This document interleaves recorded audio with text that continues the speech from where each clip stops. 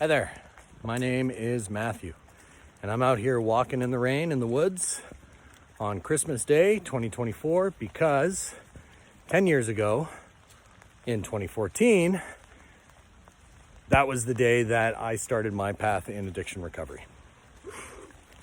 Now, Christmas is a hard time of year for lots of people. It certainly was for me, but this Christmas 10 years ago was particularly bad. My life had fallen apart before because of my addiction, but this time it really felt like it was falling apart for the last time. I was hopelessly addicted. I was depressed. I was anxious. I'd have panic attacks all the time. And I was jobless. And I was about to be homeless.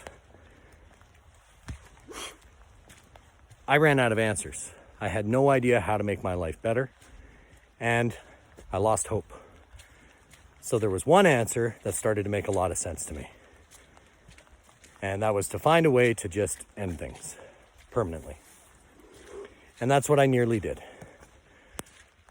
If it wasn't for one particular person in my life who didn't give up on me, even though I'd clearly given up on myself, I wouldn't be here today. Instead, I got a knock on the door from the police who were doing a wellness check. And this person had called them and sent them my way because they had a feeling that I needed help, which I did.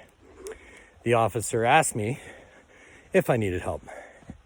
And every single ounce of me screamed inside just to say, yep, I'm fine, no problem. They're just worrying too much. I didn't say that. I wanted to, but I didn't. I told the officer, yes, I need help, or I'm afraid I'm going to do something to hurt myself. And he invited me to the car, drove me to the hospital, and then I ended up in the psych ward, which is where I woke up 10 years ago this morning. And I'm making these videos because I need whoever's watching this who is struggling to understand that things get better, a lot better.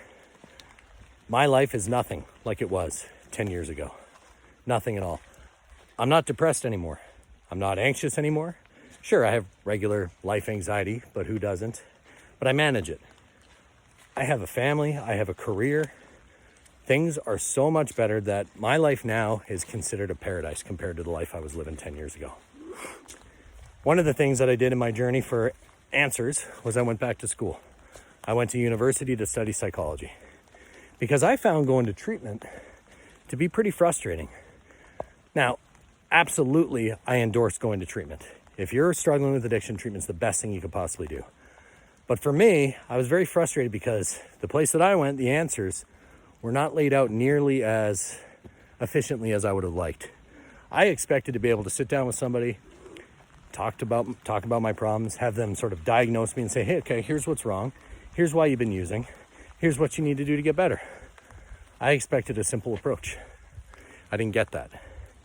And that really bothered me, which is why I went back to school.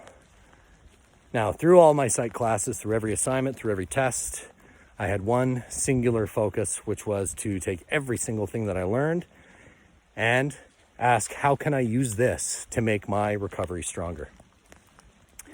And I've come across hundreds and hundreds of ideas that might help.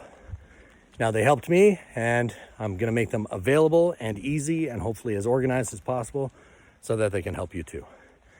Come on back to the next video, and I'm going to start the process by talking about one of several foundations of recovery. These are ideas and principles that I really think you need to understand before we move on, because the mind is a tricky thing, and we all have blind spots. So if we can recognize what our blind spots are before we get started, we have a better chance of understanding how we defeat ourselves in recovery. Thank you for listening, and if you're struggling, just hang in there. And just do one small thing today that'll make things better. And come on back for the next video. Thanks.